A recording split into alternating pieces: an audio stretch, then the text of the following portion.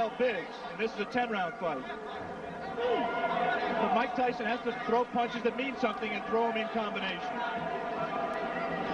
Those are just arm punches. There's nothing on those punches. He's just count the number of effective punches that Mike is letting go. They're very few. Let's go. He's just trailing Tillis around the ring. Not cutting it off effectively. Come on, work out there. Come on, work out your hands. Allowing himself to get tied up, accepting clinches. Now the crowd begins to implore Tyson to give them something a little bit more exciting than what he has demonstrated here. And now it becomes clear that Tillis will last longer than anyone else has, as we have just passed the point at which Jesse Ferguson was bid to stop by Luis Rivera in Troy, New York, a couple of months ago. That punch missed, despite the crowd reaction.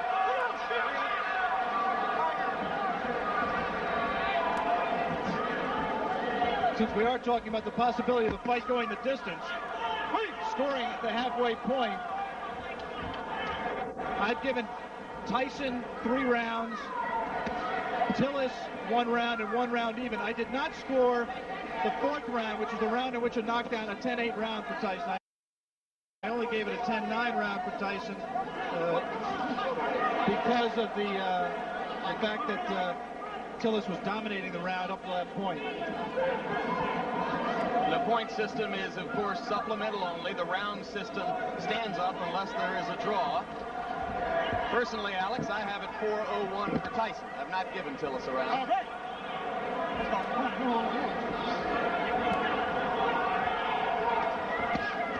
There are 2 ways of looking at what Mike is doing. One way is to say that he's pacing himself, he's waiting for the opening. The other way is to say that he's getting frustrated and getting taken out of his fight. There was, moments ago, a brief combination to the body of the kind of rapid-fire punching that you expect from Tyson, but that was one of a very few times, perhaps the only time in the bout when we've seen it. But again, he comes on at the end of the round. We are all the way through round 6. Mike Tyson and James Tillis will be back. Radio Shack. We are back, and for the first time in a professional career which began 13 months ago, Mike Tyson enters round 7. Another heavyweight. Tyson with the lead in the fight to this point over James Quick Tillis, but fighting a curiously docile fight so far. Not nearly as busy or as aggressive as we've seen him in his 19 previous outings, which resulted in 19 knockouts. He almost looks right here like he's waiting for Tillis to make the fight, to come to him. In case you've just joined us, it is Tillis, the fighting cowboy from Tulsa, Oklahoma, in the white trunks, Tyson in the black. Tyson co-managed by Jim Jacobs and Bill Caton. Tillis co-managed by Bo Williford and Gary Bentley. One curious thing that we learned before the fight about Tillis' condition, we said he's always tired late. Bo Williford and Gary Bentley found out after the Biggs fight, through the doctor's examination, that James Tillis has a number of allergies. Among them, allergic to milk, citrus, and wheat, which could make things difficult for a fighter who, on the day of a fight, eats wheat cakes, drinks milk, and orange juice. Come on, let go, James. We have to assume that that was not his pre-fight meal today. He actually was eating mainly cranberry juice. But it has helped his stamina, and I think he also trained harder for this fight. He realizes this fight means everything to him. He has lost 4 of his last 5. And Bo Williford told me last night that if Tillis were to be knocked out today and wanted to continue as a fighter, he would do so without the help of Bo Williford. Yeah, this is career time for James Quick Tillis. Incidentally, if you're not a boxing fan and Tillis looks familiar to him, you may have seen him in the movie The Color Purple, where he had a brief part as Henry Buster Broadnax in the juke joint scenes. Spent 2.5 weeks with Steven Spielberg and crew in Los Angeles, where they called him Darth Vader. There's a right hand by Tyson. And the uppercut. is not noticeably hurt by that punch. But he's cut. There is blood above his left eye. Exactly right. Mike was a little bit extended with the punch, did not have the proper range for full power. Now he's at the right range, though. He lands something here. This is where he can be effective. Again, not punching at the body when Tillis grabs him behind the head. Tillis landed a left, didn't seem to faze Tyson at all. We will stay here between rounds, as it is Tillis who tries to flurry at the end of round 7, with the blood now seeping out from an apparent cut above the left eye. Bill Nunnery does the cuts. Well, actually, Bo Williford is doing the cut himself right now.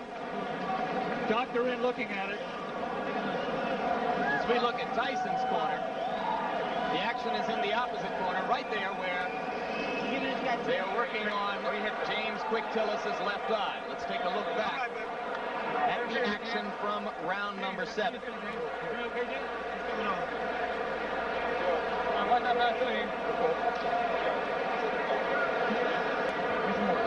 You see what Tyson did there. He scored the right hand to the body, missed with the right uppercut that we thought he could land if he kept throwing it, but continued to punch. And eventually that will pay dividends. He has to continue to back up Tillis and continue to cut the ring off on him to be able to score effectively. I want to give James Quick Tillis credit. He's been in with a tough young bull, and he's fought harder and stronger really than I've ever seen him fight in his career, including the time he fought for the title. He is showing something that a lot of people have questioned over his career, and that is his heart. He's cut, he's taken some brutal punches, and he is fighting back, moving and still trying to win this fight. One of the greatest trainers in the history of the sport openly questioned Tillis' heart while he was working with him. Angelo Dundee worked with Quick Tillis for the Weaver fight and some subsequent fights. He finally just gave up. He said James had no spirit to fight. Tillis told us in the pre-fight interview that he found that spirit. Didn't know why he'd never had it, but said he found it for this fight. He was going to be a different fighter, and he has been. You cannot question his courage or his commitment today. He has been there from the opening bell. He has not run away as he did 15 rounds against Weaver in 1981.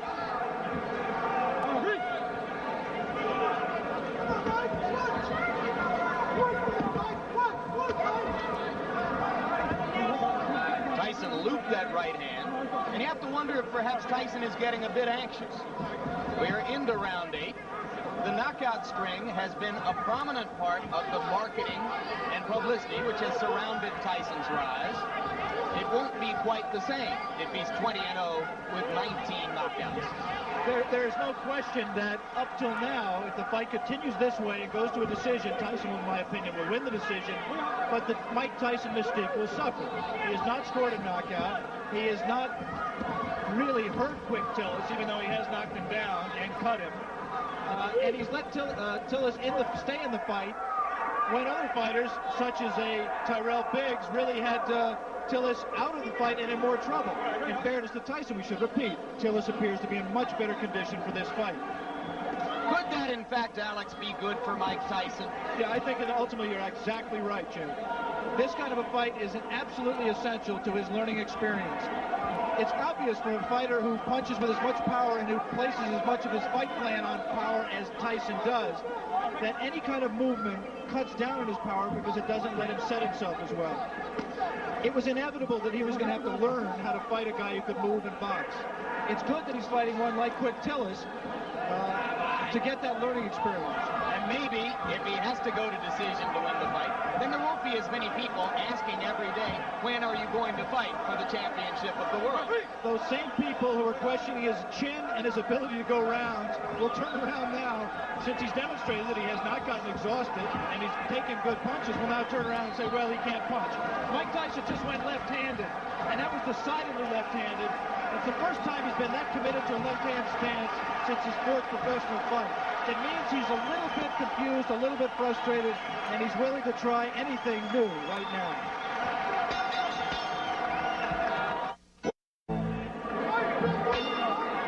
We are back in Glens Falls, New York. James Quick Tillis enters round 9 with 19-year-old knockout phenomenon Mike Tyson. And in Tyson's round, or in Tyson's corner between rounds, trainer Kevin Rooney was imploring him to keep punching, not to stop punching, particularly in the clinches. Come on, come on, work out of it, guys, come on. Which is exactly what Mike just did. He was in tight, his hands were free, and he did not punch.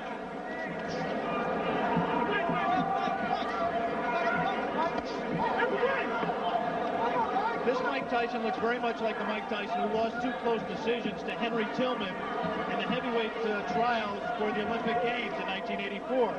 He is confused by the movement. The movement does not allow him to hit a stationary target, and therefore he can't set himself as well. We have not seen the evidence of the jab that Mike Tyson said we would see. And Henry Tillman recently scored a first-round knockout over Bash Ali in a cruiserweight fight. Could he be, in his own way, Alex Wallow, progressing at just as impressive a rate as Tyson? Well, Henry Tillman was very impressive winning the North American Boxing Federation cruiserweight title by scoring a sensational first-round knockout over Bash Ali, as you pointed out. It's difficult to judge because, first of all, I haven't seen all of Henry Tillman's fights, and second of all, he hasn't fought in the same division as Mike. He's been fighting as a cruiserweight. There's not as much talent down there. It's difficult to say. I was very impressed with Tillman against Bash Ali. He will be inevitably a future opponent of Mike Tyson, as will Terrell Biggs and a number of other these young heavyweight prospects. Coming up immediately after this fight, our coverage of the Kentucky Derby, beginning of ABC Sports' run through the Triple Crown this spring. Right now we are in round 9. Mike Tyson well ahead in the scoring, or so we would judge it, against James Tillis, but looking for a knockout to keep his 19 knockout string alive. I'm not sure he is looking for a knockout, Jim. He certainly isn't fighting like someone who is. It's possible that, number one, he doesn't know how to knock Tillis out. Tillis has presented a problem to him in terms of power punching that he can't solve. But secondly, it's also possible that Mike Tyson is interested in how he is going to react to fighting rounds. He's heard all the doubters say he can't go 10 rounds or 15 rounds, and maybe he's in the back of his mind trying to find out exactly how he is going to respond in that kind of a fight that he is in no danger, in my opinion, of losing. Maybe in the front of his mind. 22 seconds remaining in round 9. More and more it looks as though Tillis is going to be able to go the distance. And Tyson again is not busy during the clinches when his hands are free and he has a chance to punch. Landed a right hand on Tillis' nose, but again from a long enough distance that it didn't damage Tillis. We have gotten to the end of round 9. We'll be back for the closer after this. Power. We are back in Glens Falls, New York, round 10. The crowd tries to liven itself up, try to provide some encouragement to Mike Tyson. Most of them have come here today hoping to see a knockout and, frankly, expecting to see a knockout. Tyson tries to deliver with the right hand and steps in and throws the left. Tillis again ties him up.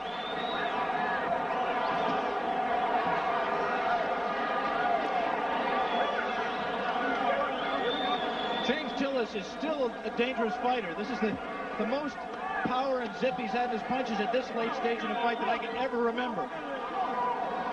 Tyson knows it, and I just don't think he's going to take any unnecessary chances. You can be sure he wants to keep the knockout string alive. But he also is just not going to take any unnecessary chances. He wants to win a decision, win a fight. He'll be 20-0, still undefeated, and in his mind, I think, still well on his way to a heavyweight championship. But Tillis have revived his career somewhat, even with a loss, if he stands up. Well, this certainly is a respectable showing, and there certainly will be notoriety to the man who broke Mike Tyson's knockout string, especially if Mike resumes the knockout string after this fight.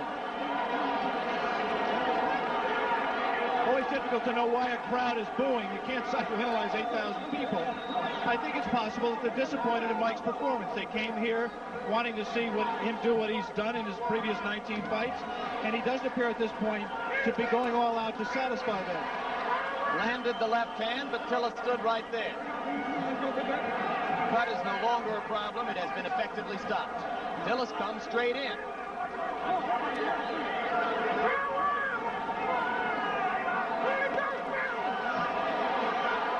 And now Tyson, one of the few times we've ever seen him swinging wildly. Good left hand. Tillis is still there.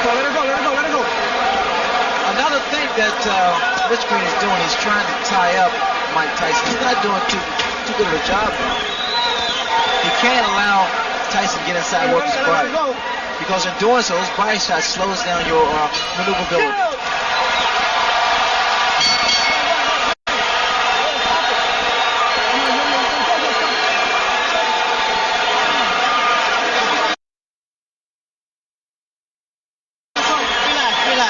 That punch did land after the bell. You step a little bit more. Green tapped him. That's why you come back punch like that. How do you feel? Great. All right. A little water. Little sip. Boy. There you go. Spit it out. Spit it out. Here you'll see after the bell, right there, that last punch, a grazing punch. You understand? When he get inside, tie his arms up. Tie him up when you get inside. Like this. You understand? Double the jab, straight right hand. Keep that steady pressure. Keep it up. Tyson's late mentor, Customato, taught what has been called the peekaboo style, holding the gloves up close to the face while you're coming forward. He wanted his fighters to be entertaining and aggressive, but not to lead with their chins. And you'll see that that's what Tyson tries to do. The tactics that Mitch Green wanted to use was to tie his man up once he gets inside to stop him from punching and work to the body. He's not been successful mainly because he's not tying his man up right. Got to grab those arms.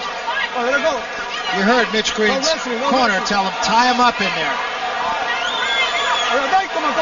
Incidentally, the peekaboo style of Mike Tyson is different than that of some of Customato's former pupils. I'm sure Larry Merchant will talk a little more about that, but his gloves are actually down around his chin rather than up on his cheeks. What I'm looking forward to seeing, whether or not this clinching by Mitch Green is going to frustrate Tyson, because it has a tendency to really frustrate a fighter. Good left hand by Tyson. Green got a couple of punches in, but as far as how solid those punches are, there's no comparison. Now Green holding and hitting. In fact, he should get a warning here from Mitch Green from holding behind the head. See, and again, Ray, it just strikes me that Mitch Green throws an awful lot of punches off his back foot, which it seems would just take away all the sting. But also, Mitch Green has a bad habit of bleeding back. Watch the left hook of Mike Tyson land. Every time Mitch Green moves backwards, he has to keep those hands high. He shouldn't be inside with a fight like Mike Tyson. Tyson's arms are shorter, so he's able to throw quicker shots. There's the left hook I was talking about.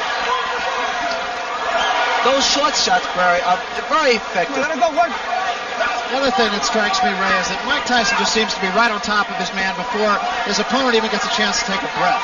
Well, he stays right in his opponent's chest because what happens by him being so close, it compensates for his height, the disadvantage. You notice that there is no mouthpiece in Mitch Green's mouth. He was knocked out by a left hook. Green needs to keep that mouth shut. To Green's credit, he hasn't taken a backward step. Whether that's wise or not remains to be seen. You know, it's time and time again, that left hook and those little short shots. Very effective shots. This is not the type of fight that Mitch Green want to have. Come on, break. Stop back. I told you, stop holding punch, man. And he did draw a warning from Luis Rivera, the referee, about holding. Green's in trouble. Those shots to the body is doing it, taking his toll. Really working. A lot of body, a lot of leverage. The body shots. Watch for the left hook. There it is again, Barry. As advertised, inside of 10 seconds. That hook is getting shorter, more powerful, and more effective. The uppercut's working beautiful for Mike Tyson also. That was a good round for Mike Tyson. Very impressive round.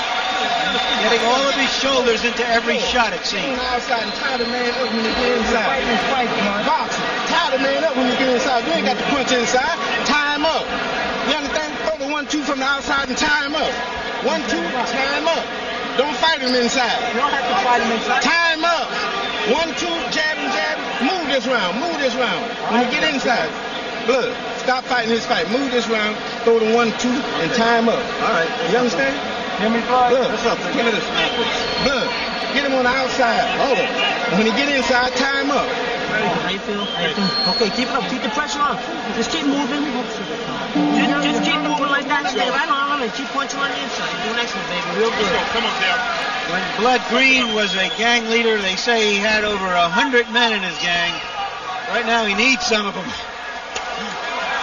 And again, Mike Tyson bolting out of his corner right on top of Mitch Green. Let it go, man. Tyson is so much physically stronger than Mitch Green, and he's using it to his advantage. Mitch Green is doing the wrong thing. He's fighting Mike Tyson's fight, trying to fight him inside, trying to exchange punch for punch. He can't do that. Tyson's far too strong for Mitch Green to fight that way. Mitch Green needs to get outside, work his jab, and attempt to outmaneuver Michael Tyson. That's exactly what Green's corner. Green has been bleeding from inside the mouth, and I can't help but wonder if maybe might not have suffered some jaw problems when he lost his mouthpiece in that last round. When his mouthpiece was knocked out of his mouth, he kept his mouth open. Again, Barry, you have to watch these little short shots thrown by Mike Tyson. Very, very effective. Inside, it can do a great deal of damage to the mouth. You know, the last fight that Tyson had against Tillis, and what a shot. That is an awesome shot. That was just a jab. You have to appreciate one left jab, and the mouthpiece is gone once again. Started to say Tyson and his people weren't happy about the fact that he had a hand free in a situation just like this against Tillis, and he didn't take advantage of it. But is he doing that tonight? Well, the problem he's making, he cannot keep Mike Tyson off of him. Those little inside shots really busting up the mouth of Mitch Green. I'm sorry. Yeah, there was blood inside the mouth even between rounds, as we mentioned. He can't help it. He's breathing through his mouth. Barry wants the left hook. The left hook is doing a great deal of damage. Come on, step back. Come on, do your work. Its inside is short, less than 6 inches.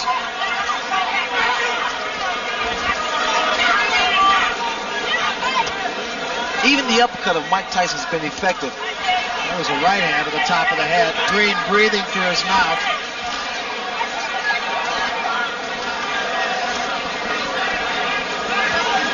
Tyson keeps that chin tucked in, so it's difficult to hit him on the chin. Hands high. He works his way in. That was a right hook. The man possesses so much power. He has dynamite in both hands. It really is impressive. And whatever punch that he's able to land against Mitch, it has a tendency to shake Mitch up. Those big broad shoulders, big arms. You see the exposed area to the body. You have to think, Ray, that maybe the Tillis fight woke him up. Well, it reassured him that he is a conditioned athlete. He can go 10 rounds, so there's no need for him to slow down the momentum.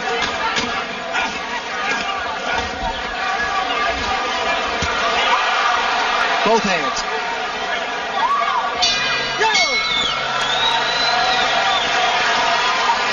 It's obvious that Mitch Green just doesn't use the body he has. He's tall, he's got a long reach, but he doesn't use it. Not working the mind. If you're doing excellent, but you can't lose. He's holding on. I know he's holding. You keep the hand that's free, you just keep hunting. Dig in, get mean. Keep the meanness in it. Keep the meanness in it.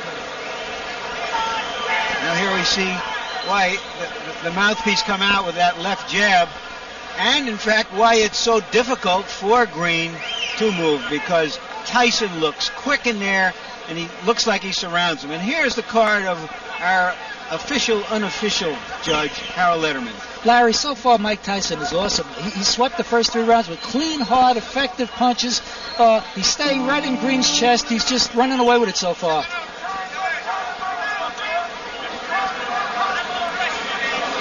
Oh yeah, Mike Tyson anxious to get to work. I want to mention one other thing too, and that is that it wasn't only the mouthpiece that Mitch Green lost. We have a production assistant over on the other side of the ring. Said in addition to his mouthpiece, it was a bridge with a couple of teeth in it.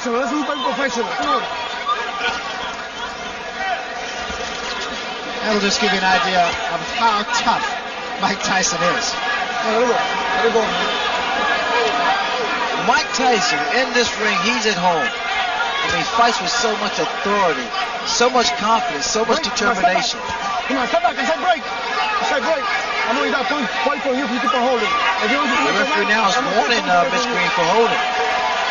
Second time he has warned Green. Now Green scored with the right hand, and it didn't slow Tyson up a bit. Now Tyson's doing what he didn't do against Quick Tillis. You notice when he's tied up, he still works the free hand. He didn't do that against Quick Tillis.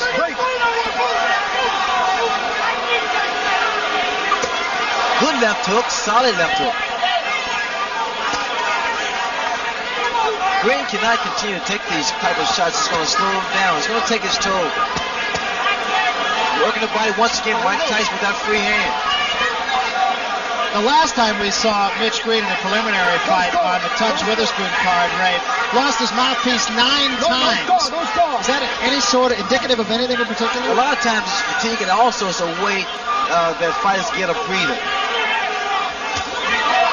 Left hand, top of the head. A lot of times, because of the damage that's done to a person's nose, they have to breathe through the mouth so they get rid of their mouthpiece. Not a smart thing to do because that mouthpiece protects you from a broken jaw. Green now waving up to his corner to let him know that he's okay. But instead of dropping that right hand, and the left hook of Mike Tyson is very, very effective. That was another big shot right there by Tyson. Come on, let it go, let it go. Very good, very good. You notice that Tyson walks in, keeps those hands high. He's a very unorthodox fighter who punches with both hands, and which makes him quite a difficult target. Yeah, in fact, that's what he says. When I asked him yesterday what his best weapon was, and he said, my elusiveness. He has said nothing about his punching power. He said, I'm elusive. That's what I do best. And Barry, he's quick. I mean, his hands are faster than people expect or think. Now, see, this is how I got knocked down by Kevin Howard, by moving around too much. You got to slow down a little bit. When you get lateral movement, you don't need to actually exactly run. Just move from side to side and stick the jab, but snap it. You got to draw it back quick. Inside of 10 seconds. That free hand to the body. And that's something that he did not do against Quick Tillis. Yo. Come on, Barry. Come on. They don't have any bells on the street corners. Box a little bit. Use the jab. Box a little bit. Snap the hard jab out. Snap it out. You understand what I'm saying? Let me get around. You want to keep the pressure on him? Okay. You still got to use your jab more coming in then. You understand? Yeah, take that. You got that mouthpiece, right? There you see that's a tremendous number of body punches for a fighter to have thrown and landed in just 4 rounds. Stay cool. You don't miss him with your jab. Every time you throw it, which is occasionally, you don't miss it. Now, bounce on now. Use your jab. Get off first. Deep breath. 1, 2. Go back out. Move, blood. Move. There you see that Mitch Green really isn't taking advantage of his longer reach, his jab. Incidentally, although it's not that important, since Tyson won the last round anyway, the referee took the round from Green for holding. Just a second ago, Mitch Green got a little upset with the referee. I guess the referee was trying to warn him for holding, and Mitch Green indicated that he was boxing. Another big left hook. A running left hook by Mike Tyson. You see what's happening, Barry, when Green moves backwards, he's only giving momentum to Tyson, because Tyson's going straight ahead. He's coming straight ahead.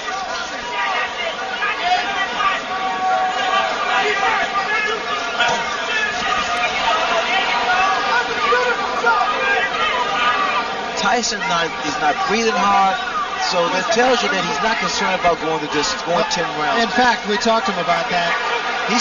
Tyson's talking to Mitch now. In the Tillis fight, he fought hard for about 5 rounds, and then he seemed to coast a little bit. Look at what he's doing now, Barry. Tyson. He's starting to really become very loose with his head. Slip punches. Big right hand. And that wobbled Mitch Green for a second there. Let it go. Break. The reason you tie a fighter up is to at least clear your head, or either to throw off his timing. Well, just how hard Mike Tyson hits can be learned in talking to some of the people he fought. Look at here. Just laughing at him.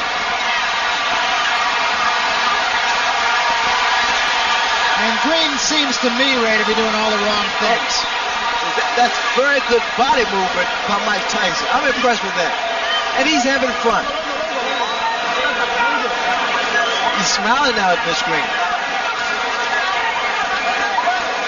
And see, those punches that was missed by Mitch Green makes your arm weary.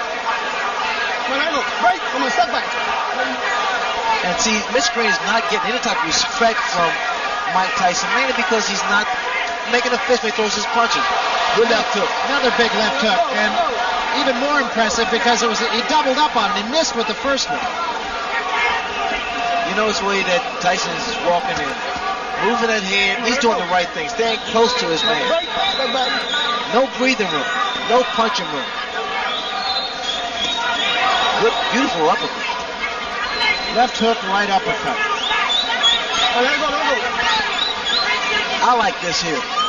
Inside. What Tyson is doing to Mitch Green. Started to say about some of his opponents and what they say.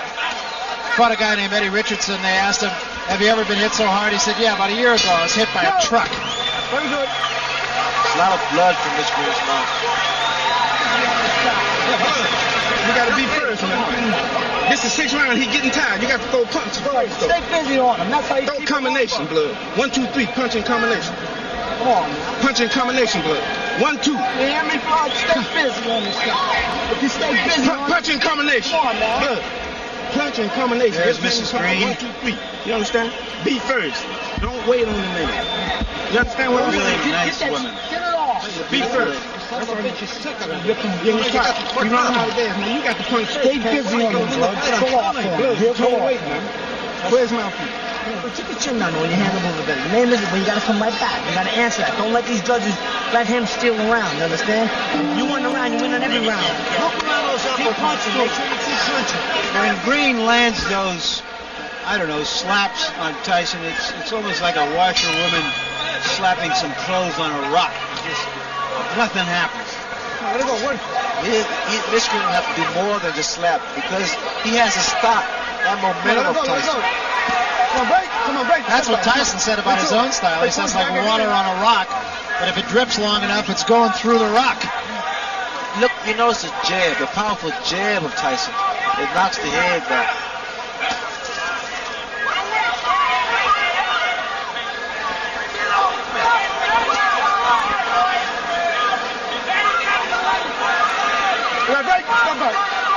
Wishful thinking in Mitch Green's corner, too. They were telling him that Tyson's getting tired. I don't see that. I doubt that very seriously. Tyson's just as strong as he was in the very first round. He's maintained this pace. He's thrown a great deal of punches, mainly to the midsection. He's landed with a lot of good left hooks, solid left hooks. One thing you have to give to Mitch Green, he has a durable chin. He's taking some tremendous shots, body and head shots from Mike Tyson.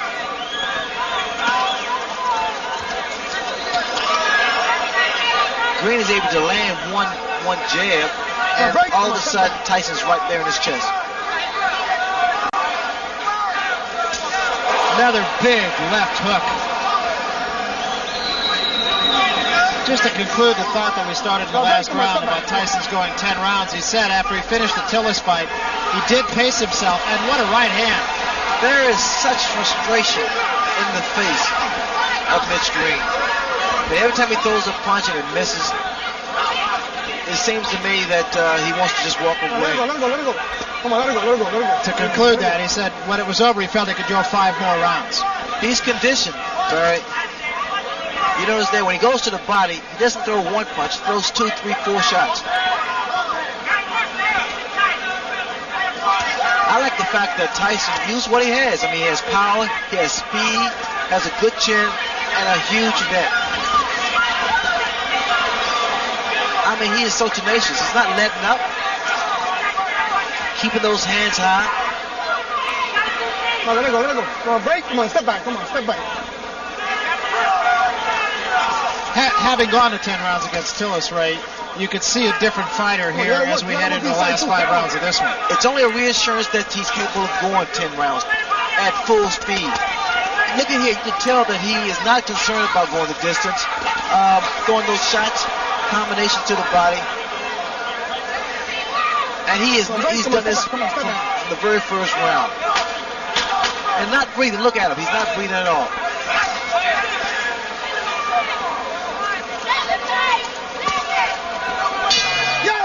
Come on.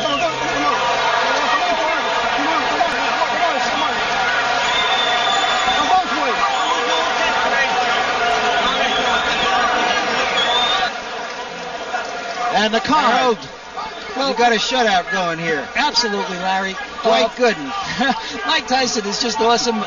They took the 4th round away from Mitch Green, but it didn't mean anything. Tyson's all over him, and he's throwing those tremendous left hooks. He's all over Green. It's all Tyson. It will be interesting to see what he does from here on out. Because it was from the 7th round on against Tillis that he sort of coasted. And he finished with about 1/3 of a tank of gas. We're talking about Tyson. So let's see if he uses up that gas here.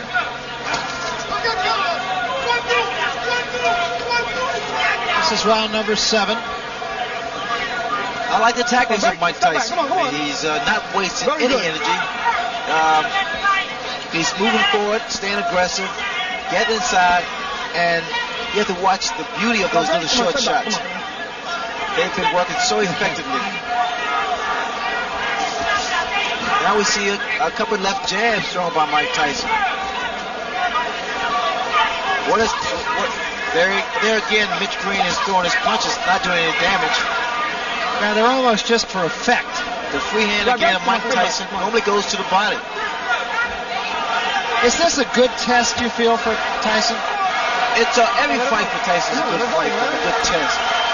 You got guys that, especially like a Mitch Green or Quick Tillis, guys who, because heavyweights will be taller, the average heavyweight is around 6 feet, and he's able to cut the ring off and become more technical in the ring.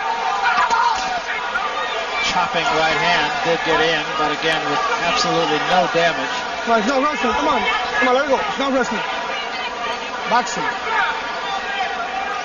I mean, Tyson, they're good uppercut. What an uppercut. Just straighten Mitch Green right up. If you look at Tyson, I mean, as far as perspiration, it seems as though he's working effortlessly. I mean, he's taking his time and just having fun. It's like chopping a tree down. He's going to the body and weaken the foundation, and then he comes to the head. Come on, let go. All that Mitch Green has been doing was basically retreating. He has to take the stand eventually. Another couple body shots.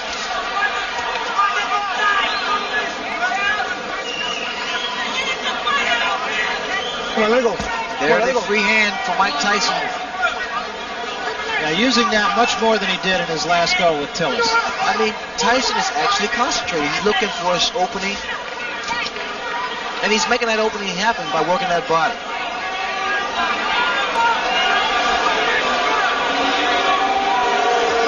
Look at the uppercuts.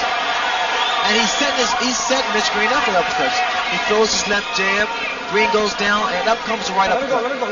A lot of boos from the fans, mainly because that Mitch Green is doing a lot of holding and less fighting. Let it go. Green is taking a pretty good beating.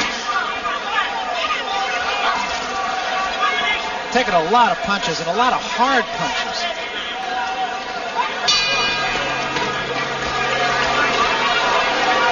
Tyson's not that impressed with Mitch Green. They're not booing you. You all right? Let me get that water. Stay, Mike. Stay right now. He's stay right now. Listen up. But every time you throw the jab, you don't miss this guy. You understand? You don't miss him. Sit around and concentrate on the jab. Box him. Get over there. Yeah, come on. Come out with 3 or 4 punches, blood, like you do on the bed. Bam, bam, bam. You understand? Get the jab out there and come with a combination behind the jab. Which one? You understand? Don't let him get inside and hit you with uppercuts. Keep him outside. You got to get him. You hit him some good shots, okay? Second out. Come on, baby. The crowd wants magic, and I think that Tyson would like to give them some magic, but his opponent isn't cooperating at the moment. He's not acting like a girl who's letting him pull rabbits out of his hat. He's fighting with a lot of neighborhood pride, and he wants to hang in there as long as he can. Now break. Come on. Mitch Green told him to throw 2-3 jabs like he does in the bag, but the bag doesn't hit back. Tyson hits it back. Come on, let him fight, man. Come on. Tyson is not breathing hard. This is the 8th round. It's been up-tempo for Mike Tyson right from the opening bell. Actually, a little bit slower this round than he has been. A little bit more leaning going on in this round. Tyson would throw more punches if Green didn't tie him up.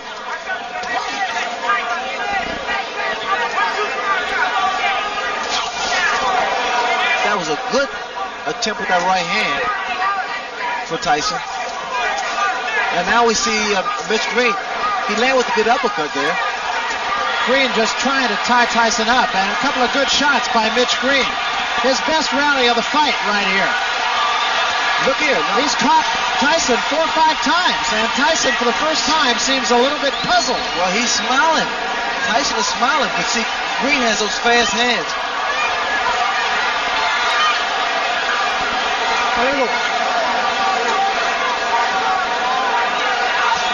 Good body shot by Mitch Green. Now we're seeing a different Mitch Green.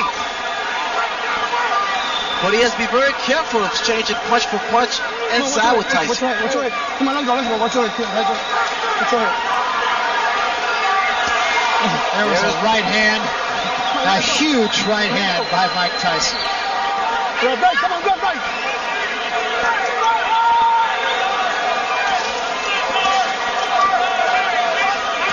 It's just even sitting 30 feet away like we are makes you wince. Well, you can feel the impact of his punch. See, also Mitch Green is not tying his man up properly. He's holding behind the head, which he allows those shots like that to land. When you tie a man up, you grab around his arm. That was another good shot to the ribs by Tyson. Tyson said one time, he said, "I understand anatomy." Here again. Oh, what a left hand. And this is going to happen all the time because, again, you see the way that Mitch Green has his hand behind the head of Tyson. Watch Tyson, she goes to the body here. Come on, let's break. Come on, let's go.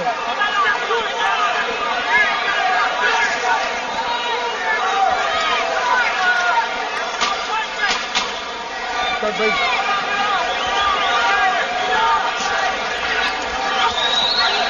See the body shots.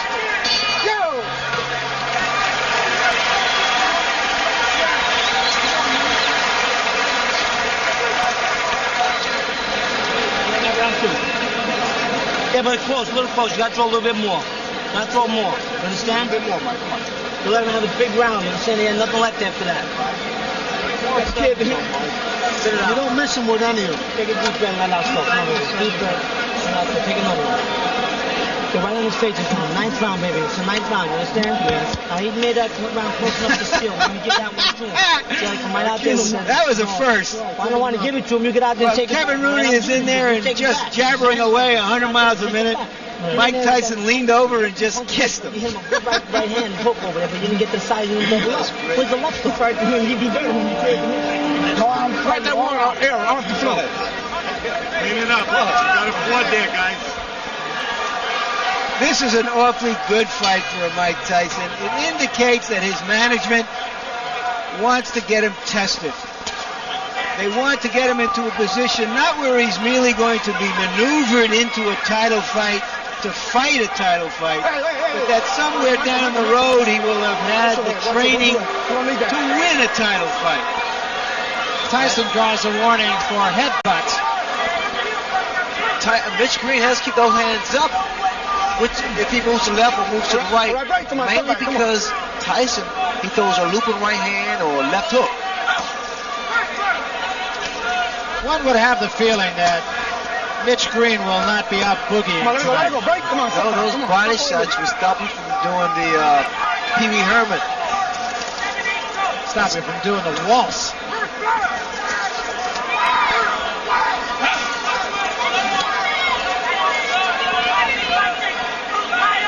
Let go. Very good.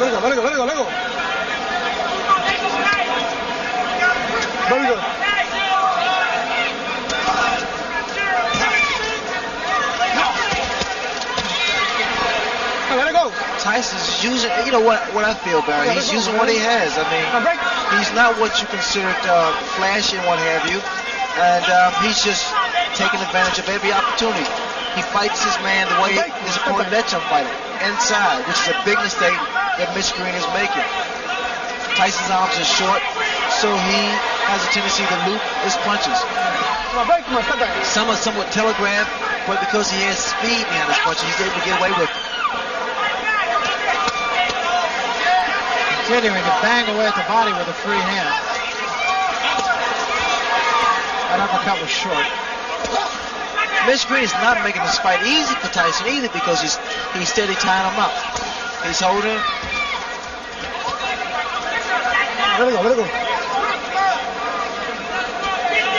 I think the way you critique Tyson's performance is the fact that he's remained composed. Watch it. Normally, this type of fight frustrates a fighter. When a guy's holding you and complaining and what have you. Tyson's corner wanted him to punch a little bit more. He hasn't really punched a lot more in this 9th round. Again, it's difficult to punch a man who's tying you up and holding. Let's see here. Let it go. For Mitch Green, it's pretty much survival. I've seen a different Mitch Green. He fought Purcell Davis in Atlanta and was a more determined and more of a boxer. Come on. Here he's basically just trying to survive. Break, man. That seems to be something that runs through all of Mike Tyson's opponents, that they all are in there to survive. I'm not sure that could be said about I Mitch don't Green. know if Mike Tyson is living up to your expectations, but I'd remind you that Joe Louis went the distance 3 times in his first 20 fights. Joe Fraser a couple of times. Rocky Marciano a couple of times in his first 21 fights. Some opponents just don't cooperate. Harold? Larry, I just don't think that Mitchell Green's flurries are doing enough to offset Tyson's power punching. Tyson's landing too many clean, effective shots. You might stop him, blood. Go punch him. Go to punch him. You understand? Punch with both hands, blood. Step to him. Don't wait on him. Step to him. Step to him, blood. He's going to punch like that. I'm curious here, Ray, whether Tyson will be satisfied to go out winning, or does he want to go out closing the show in the sensational style? Well, the way he's geared up now, he wants to go out in style. Last round. You want to see a very aggressive Mike Tyson this round. Come on, let it go. Tyson was ready to go. Luis Rivera said shake hands before we get going. Move back. This is the last round. Very good. Tyson wants to go to work, but Green here doesn't want to fight, it appears to me. Green's corner telling him to step in to Mike Tyson. I don't want no wrestling. This is a bad performance from Mitch Green. And he has some grievances with Don King about not getting the type of money that he wants. But the fact is, he has to prove himself here. And the mouthpiece goes again.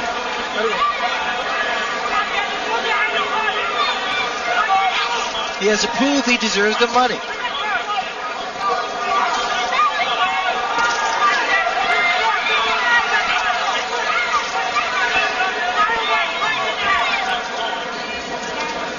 Come on.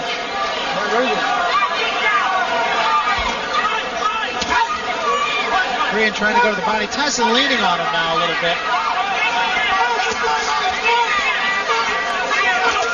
What's going to happen as Tyson gets further into his career? He's going to figure out a better way to approach fights like this. Those shots, I love those body shots. They really do a number on a tall opponent. It slows him down and cuts his wind off, especially if you have the power. But as I was saying earlier, Barry, the fact that these type of fights is good for Mike Tyson because he's going to learn how to approach taller opponents more tactically. He'll learn how to cut the ring off and even score more effective punches.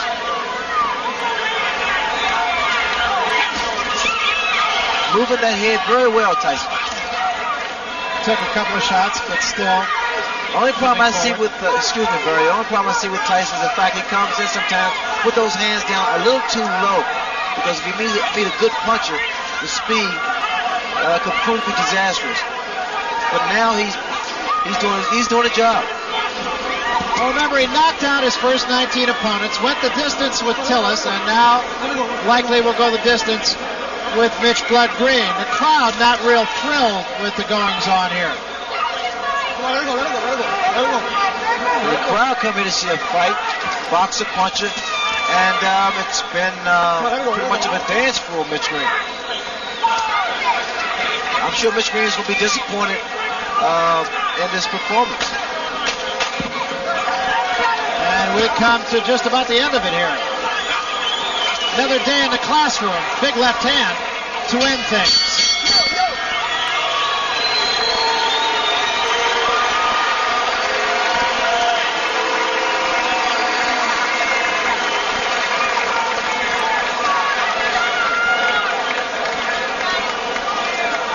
So Mike Tyson has gone 10 rounds for the second time in less than a month. What do you say, my good friends? You know, it's very hot here in the city ring. These steel men really work. Now, come on, one more time. Mitch Blood Green, perhaps not being quite as accommodating to Mike Tyson as Tyson and some of the fans here would have liked. Well, I think it was a good performance from Mike Tyson. I'm sure a lot of people would disagree, mainly because what you have to look at the fact that he went 10 good hard rounds with a fighter that was not cooperating. Take a look at the punch stat. As you can see, he was pretty effective with his punches, and there weren't a lot of jabs in there. He threw out a great deal of punches, more so to the body. Tyson delivered a great deal of body shots to Mitch Green. Green didn't fight at all to me. Did a lot of holding on and not effective. Scoring with 6 out of 10 of his punches, and that's pretty high percentage for a guy who really is a power puncher like Mike Tyson, I would think, Ray. Well, Tyson is a slugger. He's the puncher, and he worked in a very good way.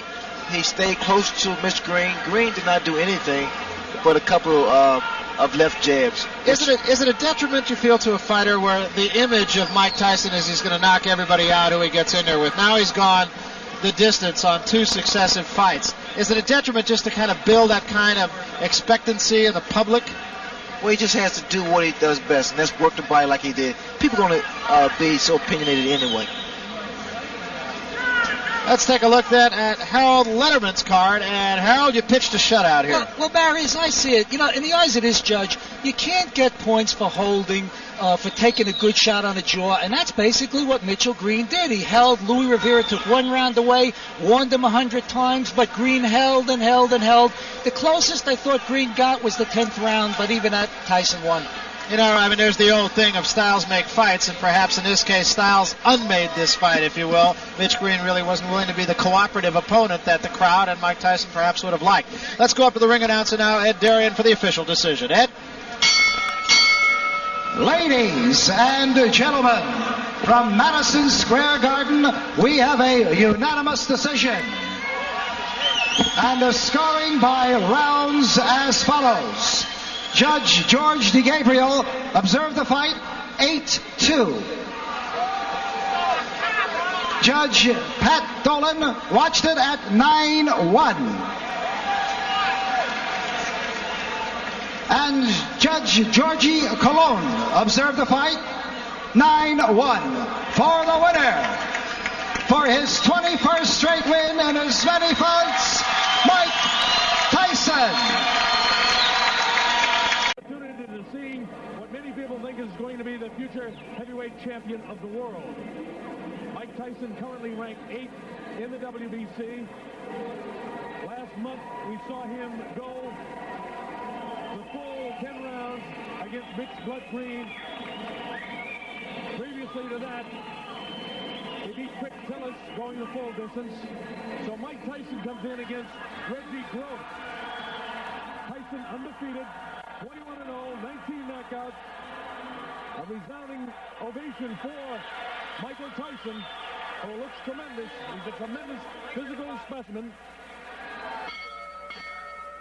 And let's go to the announcement from Frank Shane.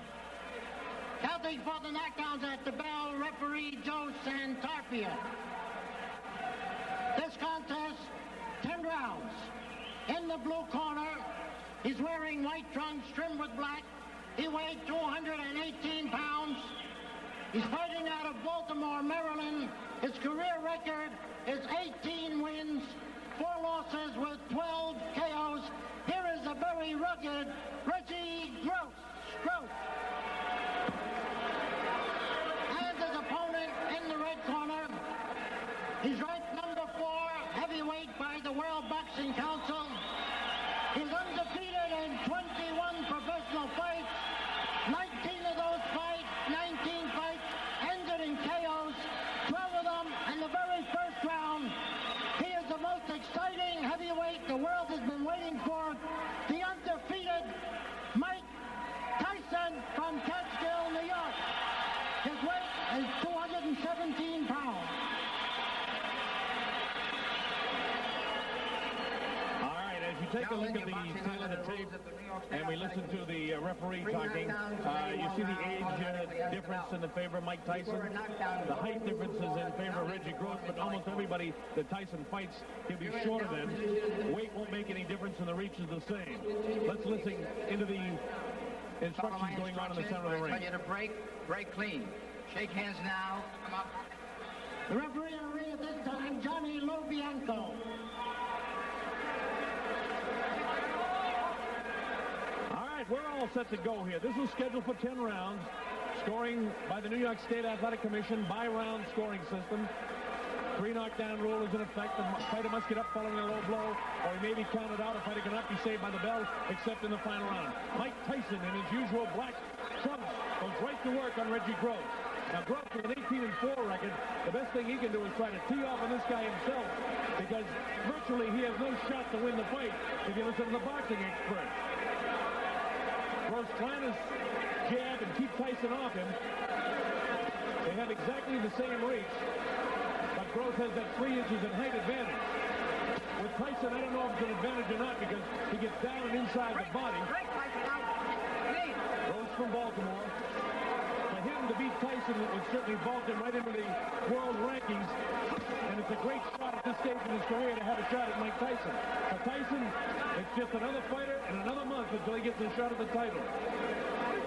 Ranked 4 by the WBC, ranked 8 in the overall world rankings.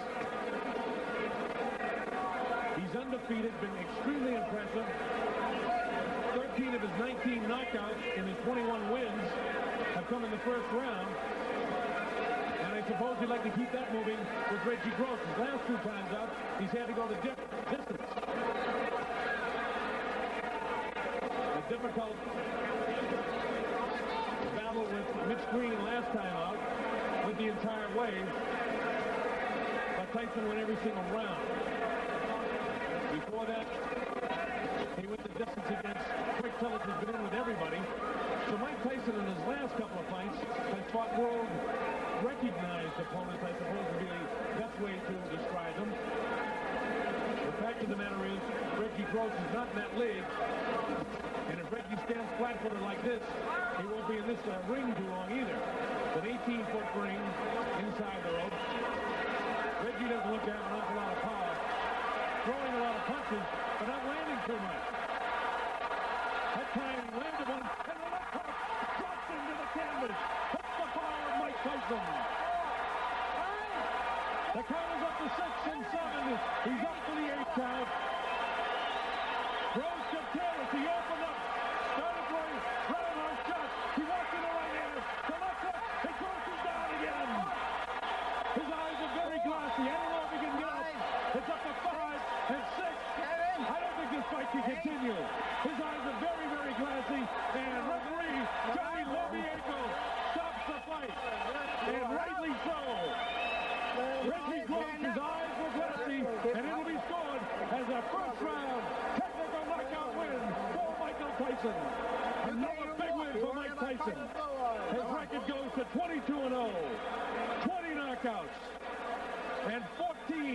of the 20 knockouts occurring in the first round. So Mike Tyson shows his power once again. Reggie Gross, the opportunity of a lifetime, and it didn't pan out for him. He got careless when he started throwing roundhouse shots at Tyson. He threw about 10 of them. He may have landed one. It took only one left hook for Mike Tyson to drop into the canvas, and the fight was virtually over then. He got up. Tyson came right back at him, as you saw, and he was glassy-eyed when the referee, Johnny Lobianco, stopped the fight. So another big win for this man, a fella you're going to hear and see quite a bit more of here on the Doug King Sports and Entertainment Network. Michael Tyson, another big first-round knockout. Watch the first knockdown here. You see Gross landing some punches there. And see how wild he is? He's wide open now for the left. And watch it. He fakes, moving the body, moving the trunk around. Wild with a uppercut, and now he's wide open for a left hook. There it is, right there. The outstretched right arm, the left hook nailed him, and that fight was virtually over there. See Tyson moving the trunk, moving the body. No blows really landed very heavy. It looked great. That uppercut did land, and he landed one more right hand, but not too heavy. Now look for the opportunity. Tyson is mad now, and he shows it by dropping Reggie Gross with a vicious left hook to the head. After that, Gross was able to get up a different angle for you. Again, watch the uppercut will land. The right hand will land. There's the uppercut. Now the right hand will land. Not too heavy. Now watch the left hook. Bang, right there. An announcement from Frank Shane, the ring announcer.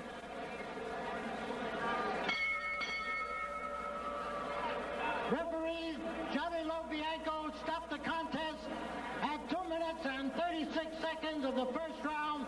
The winner is still undefeated, Mike Tyson.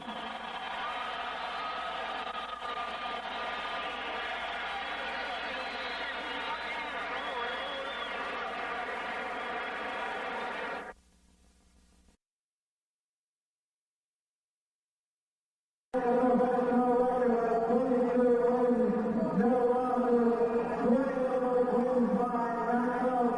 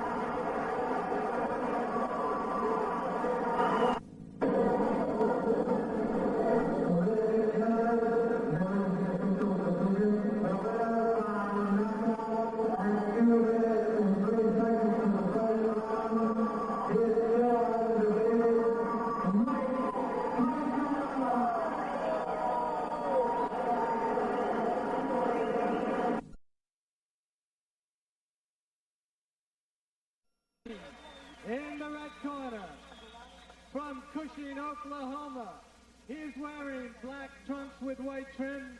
He weighed in at 198 1/4 pounds. He has a professional record of 16 wins, 5 losses, with 9 knockouts. Ladies and gentlemen, please welcome Lorenzo Boyd. And in the blue corner, from Catskill, New York, he is wearing black trunks. He weighed in at 219 3/4 pounds. He has a professional record of 23 wins, no losses, 21 knockouts. He is ranked number 2 in the world by the WBC. Ladies and gentlemen, please welcome Mike Tyson. Rousing cheer for Mike Tyson, 23-0 with 21 knockouts. He'd won his first 19 by knockouts and went the distance with Tillis and Green, and then won his last 2 by KO. Lorenzo Boyd, 16-5, 9 knockouts. Usually fights at around 205, 206. Sid Rubenstein is the referee for the main event. Don't make me break. Every come in between you to break every time. Sid, retired. Shake hands now. Come out, boxing from Long Island. How to get that in, because who knows how long this fight's going to go on. Let's find out. Scheduled for 10. Don't go away. Don't blink your eyes. Lorenzo Boyd giving away an awful lot of weight to Mike Tyson, 21 pounds. Quick right hand by Tyson. Mike Tyson's fastest knockout, 37 seconds of the first round. Robert Collier last October 25th. I got something in.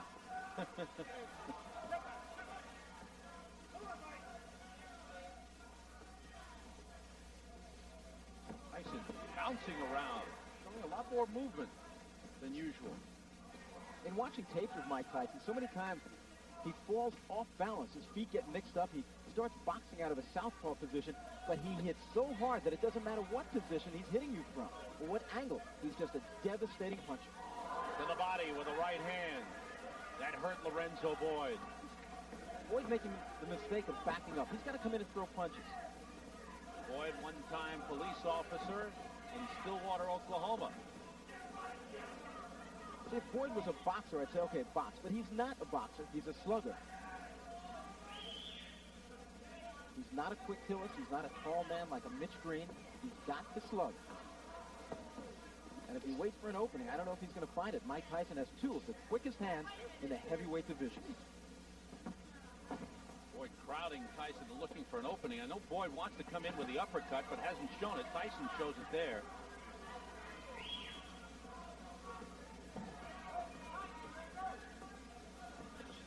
This is Mike Tyson's first fight as a non-teenager. Just past 20 years old. Belated happy birthday to Mike Tyson.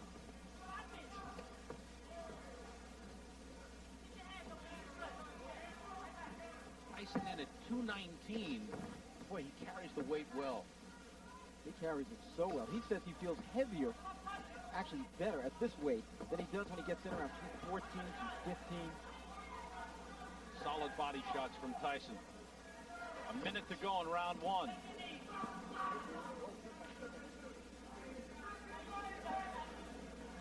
$14 men have fallen down in the first round.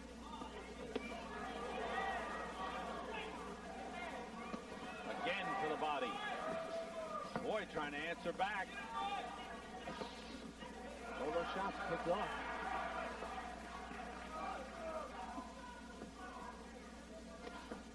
Half a minute to go, round 1. In Mike Tyson's last victory against Hosea, he injured his left hand, and they said he was nursing it in training this week. So let's watch it to see if this fight should go a number of rounds, if he does hold back on that power left hand. Boyd doing some holding here.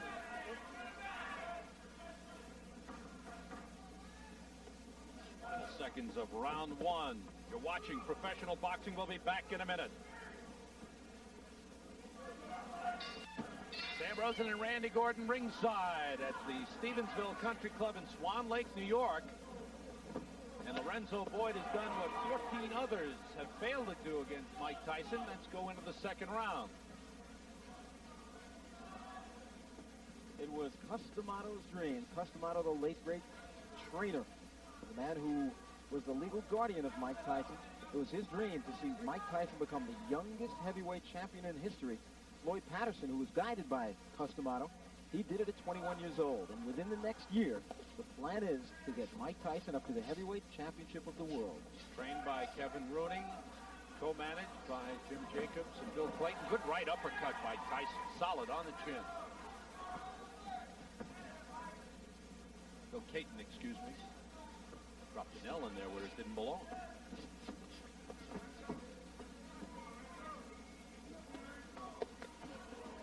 Body shots very effective for Tyson thus far. Lorenzo Boyd started his boxing in the Army, actually sparred at Fort Bragg, North Carolina with James Broad. The first boxing experience he had.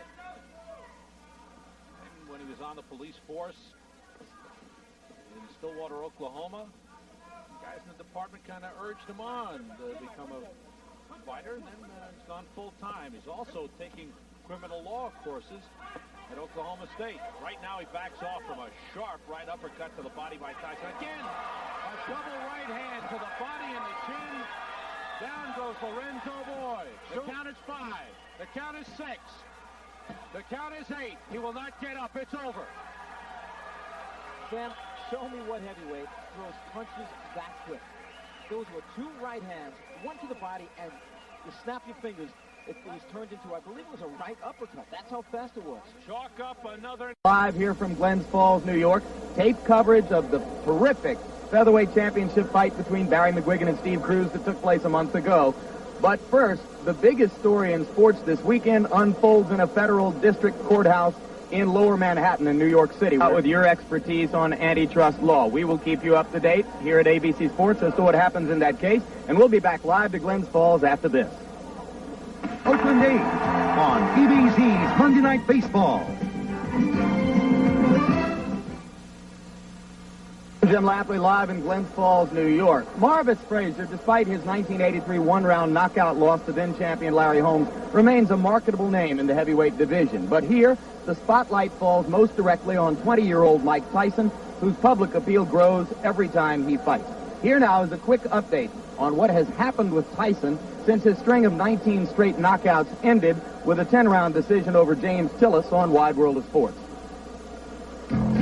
Since last we saw Mike Tyson here on ABC Sports in May, he's added 4 more wins to his record. In his first fight after the Tillis decision, Mitch Green again took Mike the distance, but Tyson dominated throughout. And in his next fight against Reggie Gross in June, Mike showed the ability to take a punch, absorbing this uppercut before coming back seconds later to end the fight with a left hook. His knockout streak began anew and continued with a 1-round dismantling of William Hosea, a 2-minute, 3-second fight. And in his last fight, Mike brought his win streak to 24 with a knockout of Lorenzo Boyd. A stiff uppercut ended matters in the second round. On his present schedule, Tyson fights more often than any other current boxer with status and marketability. Is it better to learn in the gym or in the ring? Boxing figures are divided. I don't think he sufficiently has time to really get into the gym and learn. You can say, look, I can put him in with a stiff at each fight. And in the gym, I can bring in and pay good sparring partners with different styles, a runner, a slugger, a grabber, a holder, stuff like that, understand? Well, where have you really got the time for that there if you're fighting them every 2 weeks? People today don't understand that the way human beings are structured, whether you fight or a brain surgeon or play the piano or throw rocks at a telephone pole, no matter what you're good at, if you do it once every 4 months, you're not going to be as good as if you do it once a week. It's the way human beings are structured. The fighters Jacob refers to include great featherweight champion Willie Pep, who fought 32 times in his first 16 months as a pro. Homicide Henry Armstrong, who once defended his welterweight title 5 times in 1 month. And Joe Louis, who defended his heavyweight crown more than any other fighter in the division's history. Tyson believes the schedule the late Customato wanted for him is the one which will work best as he seeks the goal of winning the heavyweight crown. It keeps my mind occupied on my business, and I'm not off my job much. I'm not out in the street. I'm not running around. I'm not hanging out with the guys as much and the girls. So my mind is preoccupied on my work, and it keeps me as sharp as possible. as many times as I fight, I become more immune to walking and being announced in front of a great deal of audience and everything. And as of now, it's becoming, like I say, an easy job. Like every day I'm used to coming in front of 10,000 people, 20,000 people. I'm like, hi, they're all my friends. The late and legendary trainer Cus D'Amato was the only real father figure Mike Tyson ever knew. Marvis Fraser's father, ever present in his life, is one of the most famous names in heavyweight boxing. It was called the fight of the century. March 8, 1971. Joe Fraser knocked down Muhammad Ali in the 15th round on his way to a unanimous decision to retain his heavyweight crown. Joe's long since retired and now trains fighters here in his own gym in Philadelphia. One of those, his own son Marvis, who works alongside other members of the Fraser clan. Marvis has developed into a solid 210-pound professional fighter, adding 20 pounds onto the body which first came to public attention in 1979 when he became the junior world amateur heavyweight champion by stopping an Austrian fighter named Olaf Meyer. After only 10 pro fights, many felt Marvis was rushed into a shot at Larry Holmes. They were correct. Holmes stopped Marvis in the first round. But since that 1983 disaster, Marvis Fraser has rebounded with 6 straight victories, including decision wins over able opponents James Tillis, Jose Ribalta, and in his last fight in February over James Bone Crusher Smith. Though dropped in the middle of the fight, Marvis battled back against the larger Smith to capture the late rounds and a unanimous decision. Marvis is not the first famous heavyweight son to take the ring. There have been others with names like Fitzsimmons, Walcott, and Bear, all failures. But Marvis feels this union has proved beneficial in his case. When you have a father training you, there's that tense emotion that you're always trying to do the best for your father. But then on the other hand, you know, you always have that encouragement to keep you going when times seem kind of hard for you. Joe keeps a watchful eye on his son, as his father did for him back in Beaufort, South Carolina. It's a special responsibility. That's a broad word, man. What do you say? Father. It's like, you know, there's a lot of daddies in the world today, but there's very few fathers. I think fathers should take control of families because that's one part of you. I mean, it was that lady and you brought this kid in this world. So how you not going to be a father? How you not going to be a good leader? I don't understand. I didn't come from that school.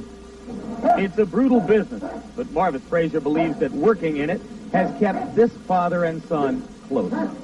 My father's my father. I can't change that. You know, I love him. He loves me. So that just makes it even better, you know. You have somebody that you really love and that you really care for in your corner. And there is a live look at Marvis Fraser, who has just entered the ring here in the Glens Falls Civic Center. The record 16-1 with 7 knockouts. There are the vital statistics on the young man who is attempting to continue his father's legacy in the sport. Now entering the ring, the local favorite, trains and lives in Catskill, New York, has fought so many of his bouts here in the Albany, Troy, New York area.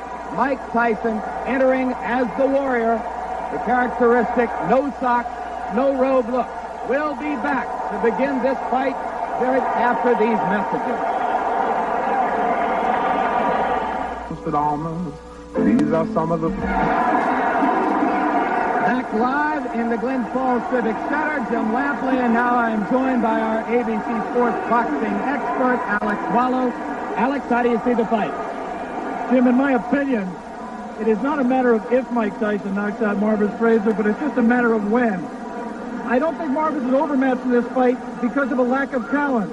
Since being knocked out by Larry Holmes, he has reestablished himself as a heavyweight to be contended with wins we saw earlier over the likes of Quick Tillis and Bone Crusher Smith. He can fight. The reason I and a lot of other people don't think he can win against Tyson is the fact that his style is made to order for Mike. Like his father, Marvis relies on pressure and stamina and intensity to beat an opponent, but that aggressiveness is just perfect for a bomber like Mike Tyson.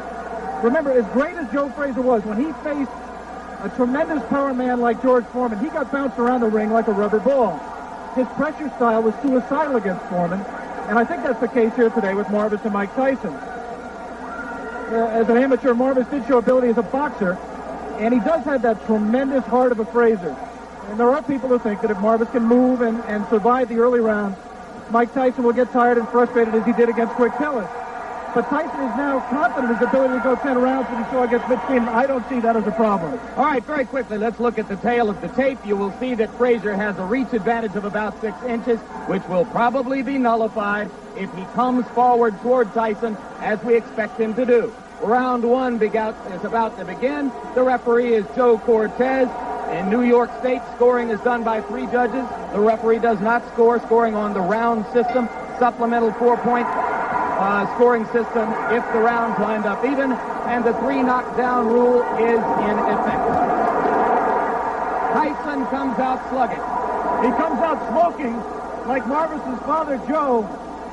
Marvis must move or we're going to be out of here very, very quickly. Uppercut, and Marvis is hurt. Fraser is down.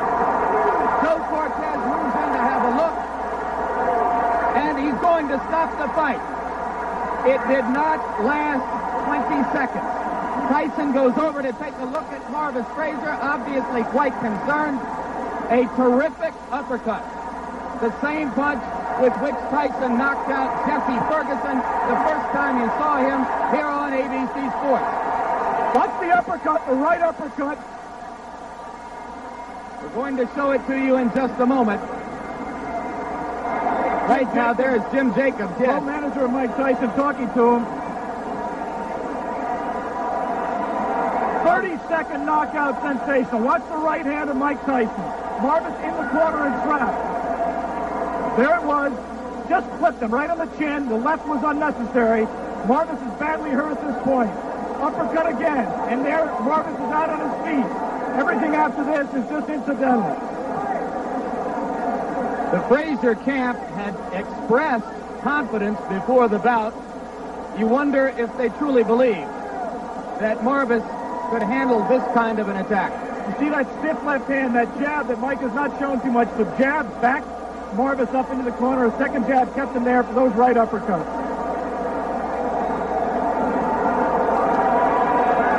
There will continue to be skepticism in some quarters regarding Tyson's stamina, his ability to take a punch, his technique in the ring. But with each succeeding bout, any skepticism about his punching power has to evaporate.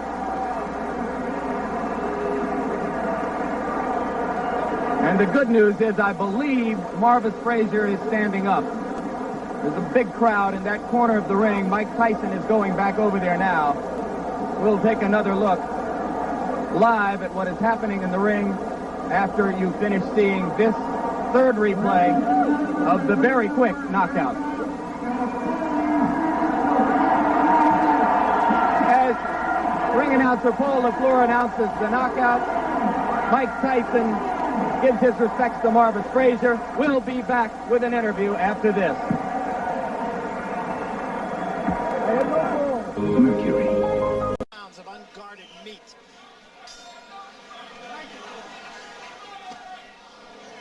Just as expected, Tyson is right in the chest of Revolta.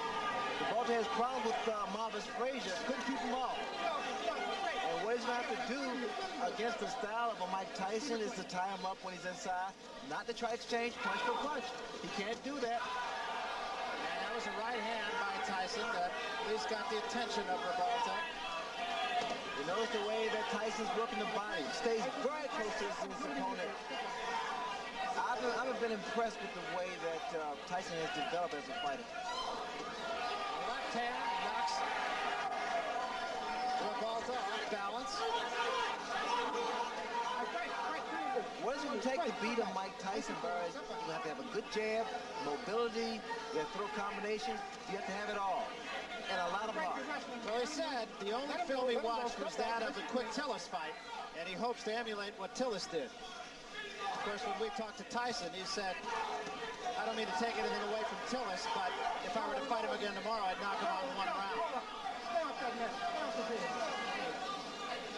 That was a pretty good move by Revolta. He was able to tie up Mike Tyson. Cases like this, you notice he's tying him up, not giving Tyson any punching room. And he has to keep those hands very high. Revolta has to keep those hands up at all times. stays right there, holds on. Took a pretty good shot that time. You notice that Tyson also is starting to wing his punch, especially to the body. I think with the height advantage, he has to go downstairs first. Stay downstairs and bring those hands down of Revolta. Because those punches that Tyson throws is going to take a great deal of wearing down on a tall man like Revolta.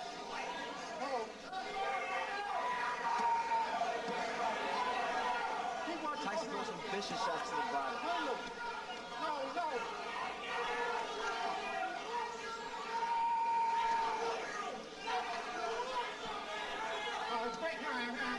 Let him go. Get off the back of the head.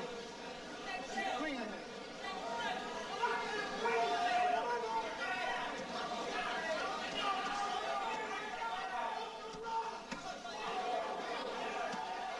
Again, just tremendous body shots, and what an uppercut. But Revolta does not appear to be hurt by it. Break her hand, nice and clean. That uppercut stood Revolta straight up.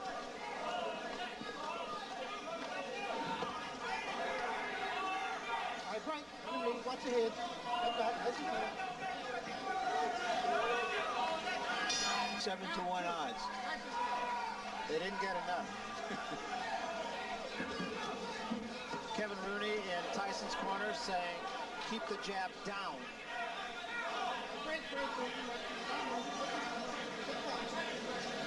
Luis de Cuba, Revolta's trainer, said his man is tough after the first round, so now we'll see. You notice the uppercut that Revolta threw. Those are the type of punches that are effective against a guy like Tyson. But you got to time it. At all times, attempting to throw that kind of shot is dangerous because one thing about Tyson, he has speed, puts a lot of velocity behind his punches, a great deal of power. Revolta being somewhat effective with the jab. There is the uppercut again. And once again, Barry, you notice he's tying this man up, not allowing Mike Tyson to work his body.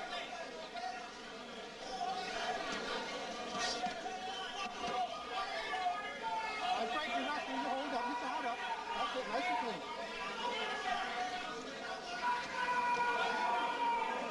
All right, Frank, hold up. Watch your head. Watch your head. Nice and clean. Well, it's an interesting technique, Ray, because he's not running like Green did or staying away like Tillis did. He's watch your head in there. Watch your playing a little bit of a different tactic. Well, Revolta stated that he needs to try to make, or he wants rather, to make Tyson respect him. I see a mistake that Revolta is making. He's throwing his jab, and at times it lands, but you notice the way that it comes back. It comes back slow and it drops. So a counter right hand by Mike Tyson is inviting. And there was an uppercut. What a shot.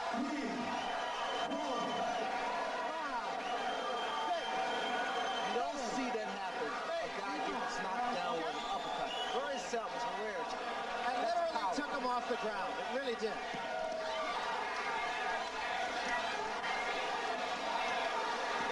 Revolta trying to bang with Tyson and gets off the ropes.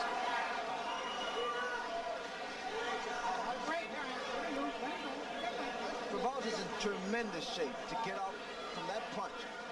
Watch the right hand, Barry. It is so inviting.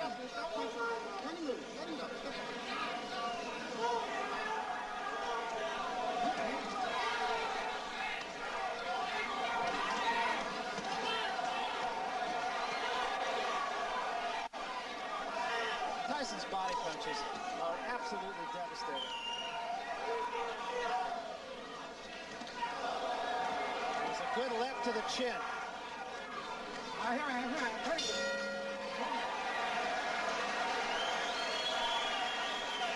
Who is a good professional journeyman.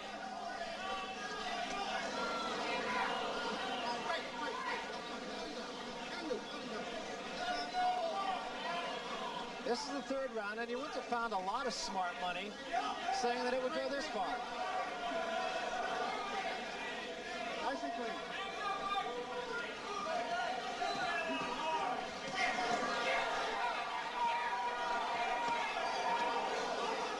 watch the way that Mike Tyson works that body. It's a thing of beauty. Very short, executed shots to the midsection, to the ribs.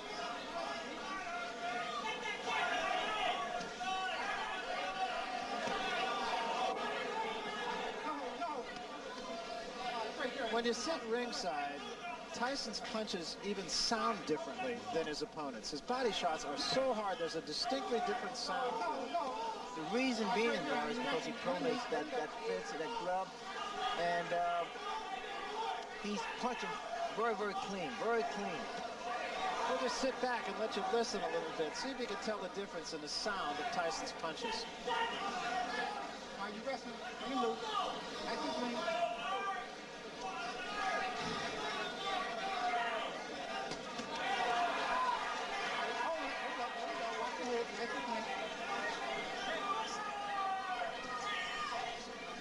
Right, hold on.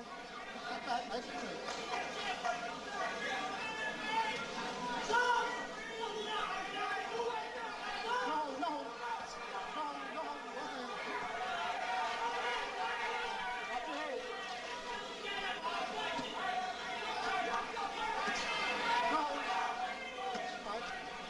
Break your hands, let him move both of them. Let's go.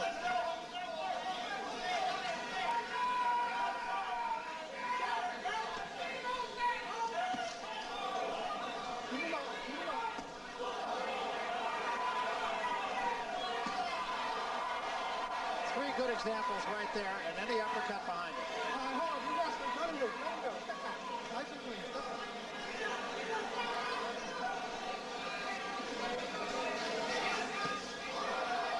Long left hand.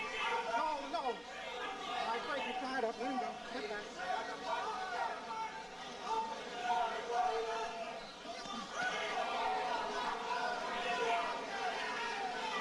Break. You're holding and hitting. Step back. Let him go. Nice and clean.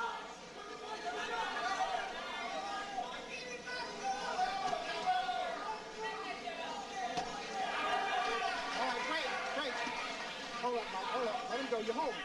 Come here. Hold him.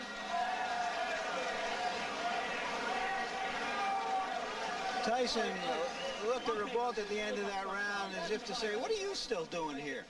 They've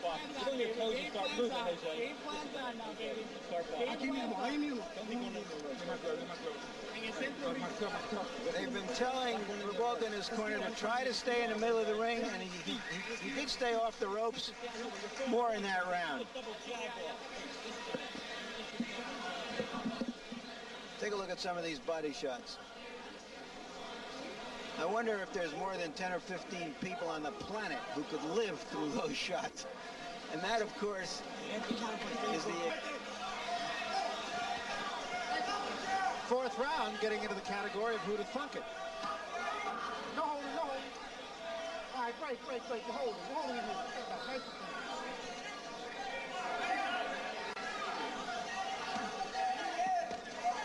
We will remind you that Harold Letterman, our official, unofficial judge here on HBO, is scoring the fight for us.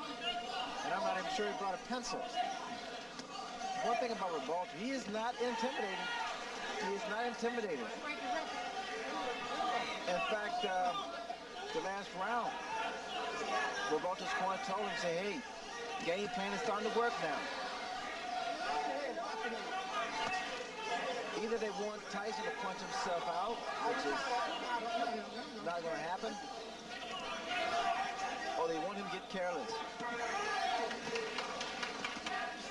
Are you holding in And here? Revolta's body's in, I tell you, it's in fabulous shape because he's taking some devastating shots from Tyson. Well, he has been more effective in the later rounds, so I'm sure that's the thinking of his corners. If he gets by 4 or 5, he will get stronger. He got stronger against Bone Crusher Smith after being knocked down in the first round. Lost a split decision that most everyone feels he won.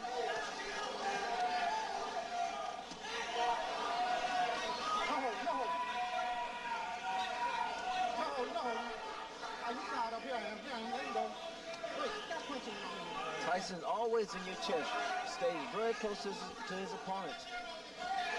Revolt has been trying to throw some straight right hands, right? It's not going to work. The type of punch is going to work on Mike Tyson is the uppercuts. You got to bring them under because Tyson has that bob and weave style. Revolta got himself in trouble on the ropes again. All right, let him go. You wrestle. Watch your head. Watch your heads in there. Tell him to.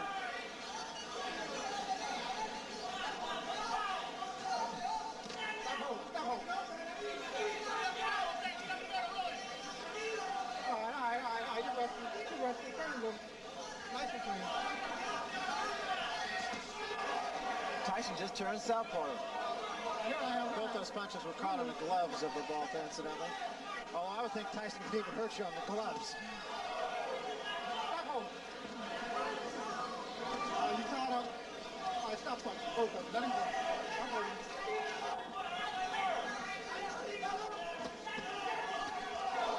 Lunging left hand by Tyson. The right hand is a little short. Here I am. Stop punching. Let him go.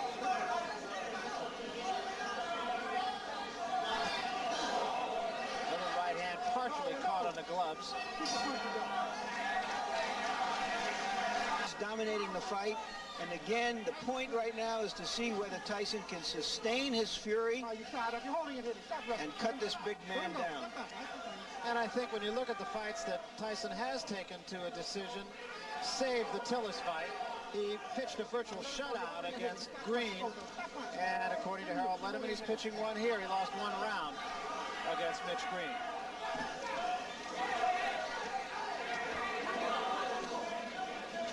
No.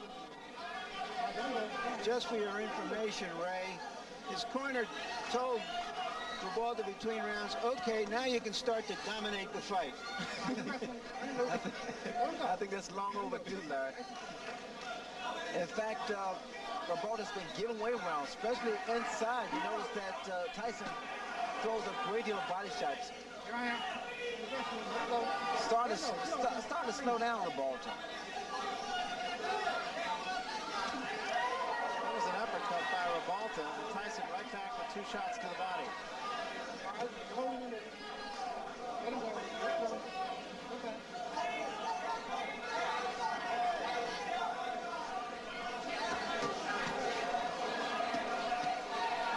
Revolta getting off the quicker punches there. When those guys stand toe-to-toe like they just a second ago and exchange punches, I have a funny suspicion that Tyson's punch is going to get there first. You notice when Revolta throws his uppercut, his chin is wide open. He is so susceptible to the right hand.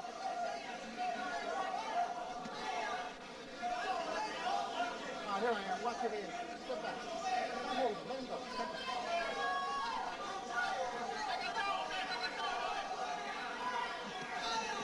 You notice how he throws his punches, Barry. He drops the other hand. Revolta seems to have lost maybe a half step here.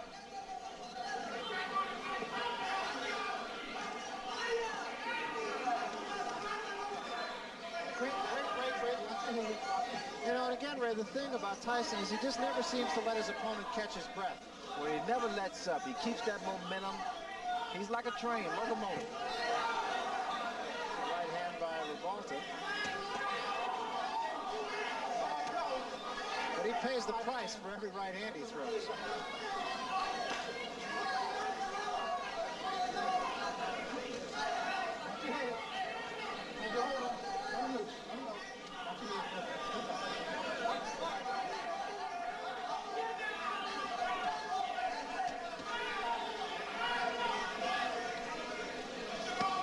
Is it just me, Ray? Revolta's legs just he seems to be a little more stiff-legged. He doesn't seem to have much bounce.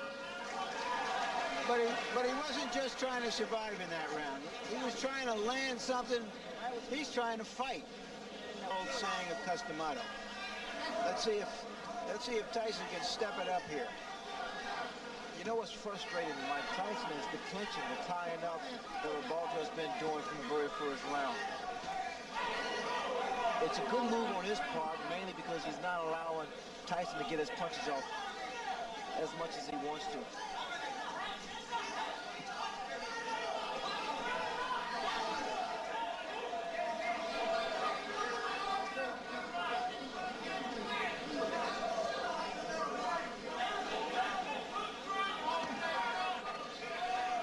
the Spanish interpreter, and what he tells us went on in Revolta's corner after that round, during that timeout, was that they told him that Tyson has never been in a fight as tough as this.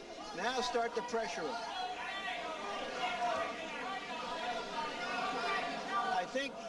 I don't know if he can pressure him, but I think the corner man who said that is absolutely right. Yeah, because unlike Tillis or Green, as he mentioned, Revolta is staying in the fight. Revolta has stand power. I mean, no one expects too much from Revolta. It's a combination from Revolta and also a low blow by Revolta. The guy has a chin. Revolta has a good chin, and that's what's been saving him thus far.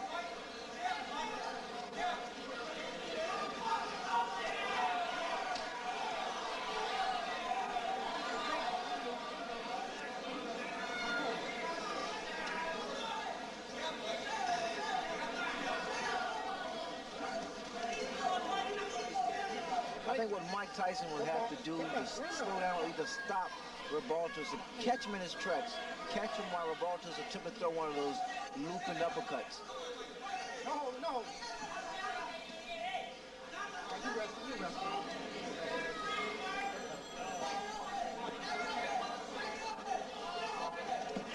And also, like Tyson's corner said, got to throw more punches. Right in one punch. Tyson just missing that uppercut. All right, break, let him loose, let him go. Step back.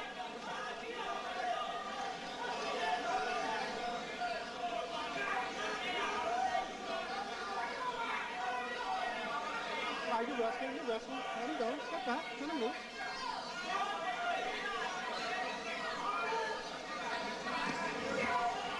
Watch your head. All right, Revolta has taken some very good shots from Mike Tyson. Hasn't let Tyson double up as much as Mike would like to, or as Kevin Rooney in his corner would like him to. That was a good left hand. Revolta's fighting back. He's holding his own right now.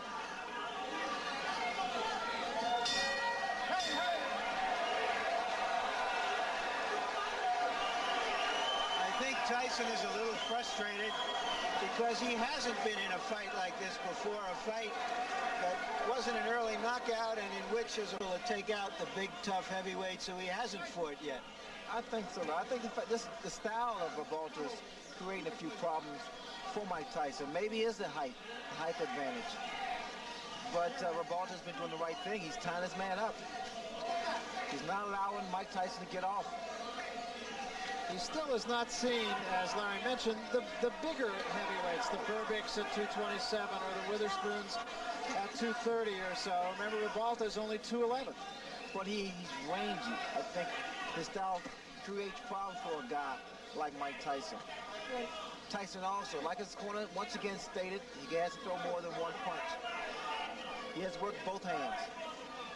Another thing to mention is that Mike Tyson has never knocked out an opponent after the 6th round. So there's some new territory here for Tyson.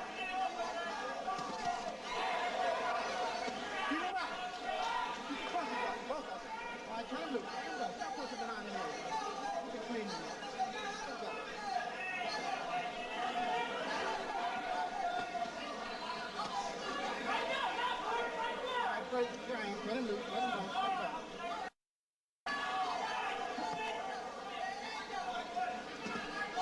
You're holding in there, you're holding. Okay.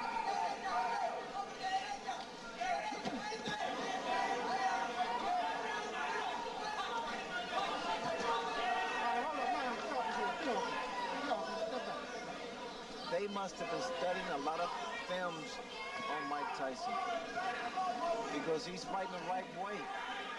Every time Tyson gets close to his chest, tie him up and push his head down. Well, Luis de Cuba said the only film they watched was the one of Tillis.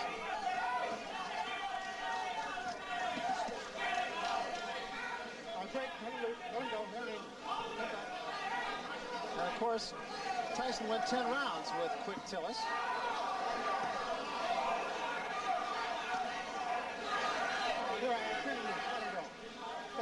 There's some tape that's hanging down what it was on the left glove of Revolta. There was a big right hand. That hurt Revolta.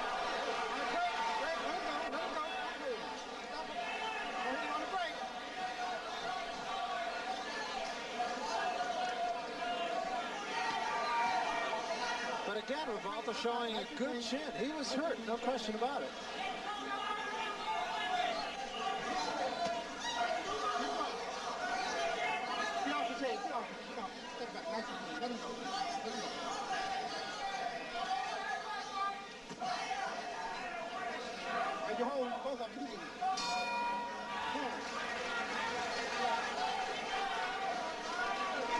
Tyson went back to his corner like a mournful student who hadn't done his job, didn't know the verbs.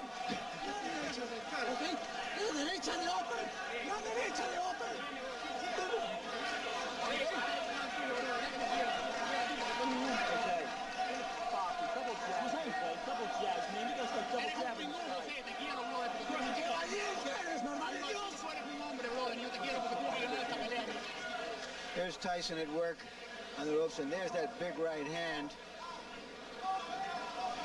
But Revolta came right back.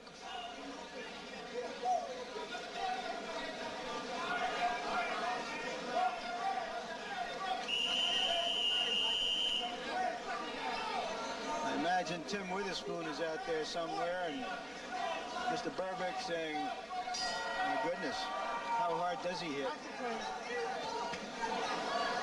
Quick exchange to start this, the 8th round.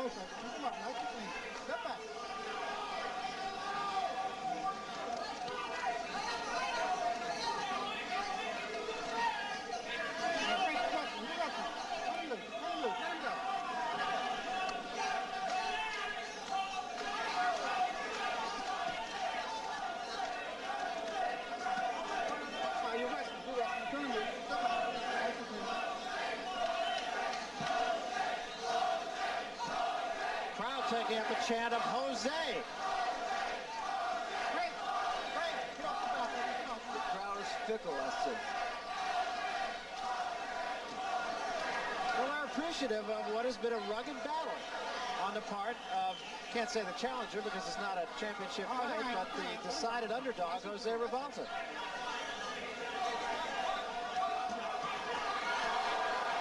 And Jose got the worst of that one. The mouthpiece goes, and Tyson is on top of him. Revolta ties him up.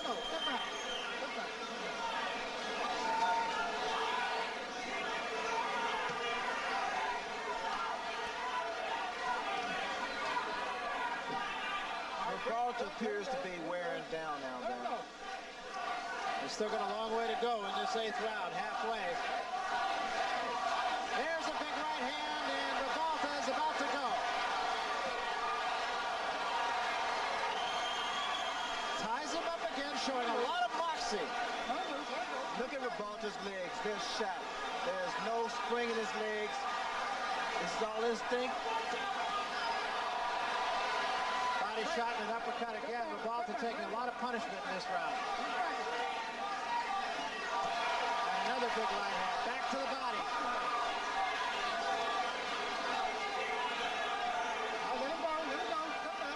And still there are 50 seconds remaining in the round.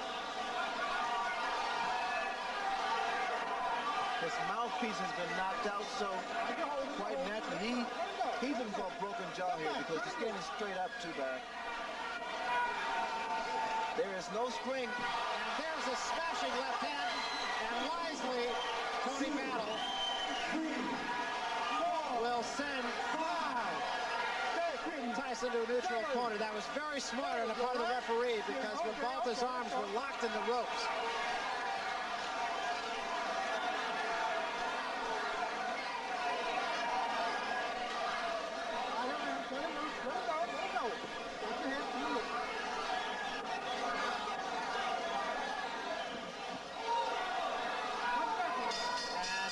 Has not finished his man off. Revolta is still there. Most fighters' knockouts against good fighters are by attrition, not by just one big punch somewhere early in a fight. And Tyson has been wearing down a game opponent, And we'll see if he can wear them all the way down. And Rebalta's going to have to muster some legs from someplace because they're not under him right now.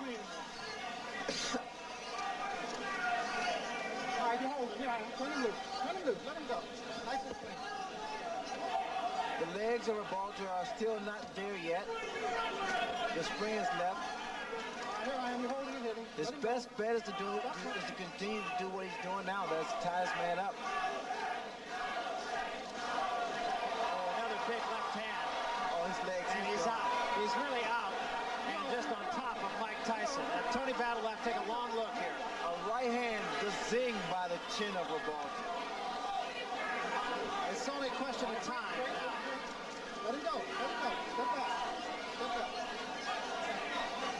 Look at the hands. Look at that left hand of Rebalta. Watch for a straight right hand. From Mike Tyson or the uppercut. And a long, long way to go here in the 9th round. That's the right hand, Barry. Again, the left hand of Rebalta is steady dropping. He is still dazed. He's tired. And now that Tyson, all he wants to do is counter. Tyson's really taking his time here, measuring his shots.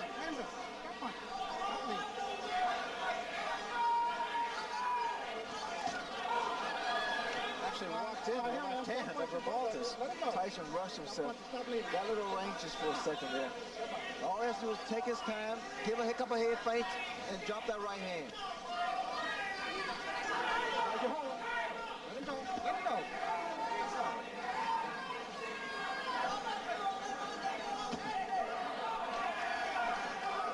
He let Rebalta get off the hook.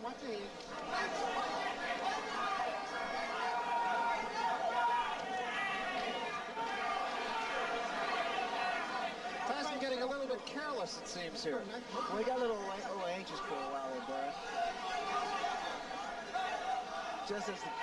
Just pick his shots. I think he's surprised that Rebalta is still standing because Rebalta was hurt a number of times.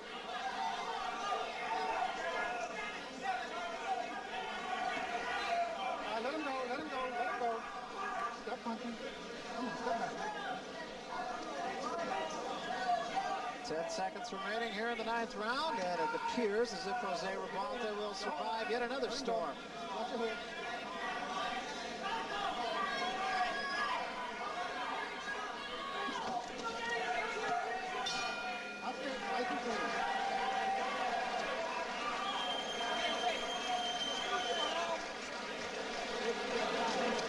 The lion doesn't always get the antelope. Spit that out. Spit it out. He's earned some respect. No question about it. He's not run. He's not just tried to survive. He's tried to fight the man. Nice and clean last night. Nice and clean. He actually caught Tyson with an uppercut. Took 2 punches in return, but he did catch him with an uppercut.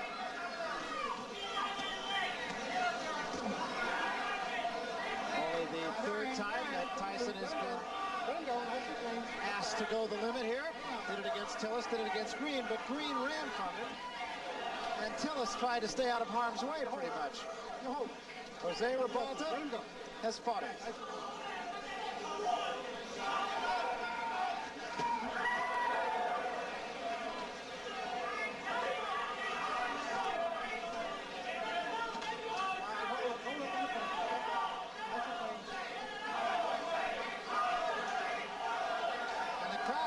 Showing its both appreciation and support for Jose Rebalta. Oh, what a shot! And Rebalta's down. He is up, but he is in some trouble. Oh, he's seriously hurt this time, though. Hey, how you doing? You want to continue? Yeah. Okay.